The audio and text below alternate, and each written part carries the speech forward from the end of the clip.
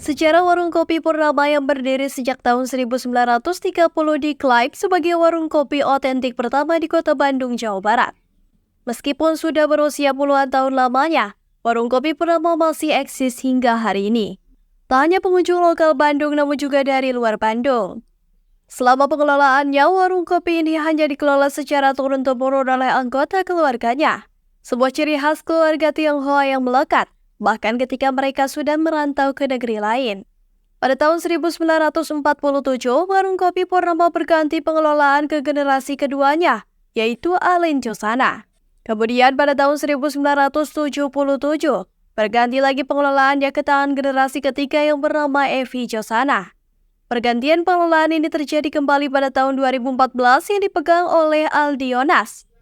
Menurut sejarah warung kopi Purnama, kedai kopi ini sebenarnya baru mengalami pergantian nama sekitar tahun 1966, yakni ketika muncul kebijakan Orde Baru mengenai penamaan terhadap hal-hal yang berbau Tionghoa.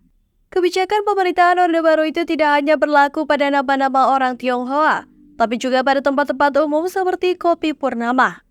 Warung kopi Purnama sendiri sudah menjadi tempat yang terkenal sejak era pendudukan Belanda. Bahkan sudah menjadi tempat favorit bagi orang-orang Belanda berkumpul.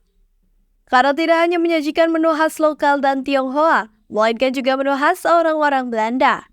Mengutip dari cerita di balik warung kopi Purnama Jalan Alkatiri 2022. Pada awalnya, arsitektur yang ada pada warung kopi Purnama menggunakan gaya Art Deco.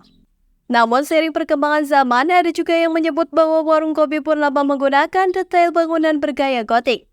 Perpaduan khas Tionghoa, Belanda, dan Indonesia. Dari sejarah panjang inilah, Kopi Purnama mendapat penghargaan tren kuliner Kota Bandung pada tahun 2016 dari Dinas Kebudayaan dan Pariwisata Kota Bandung, serta dari Indonesia Chef Association atau ICA.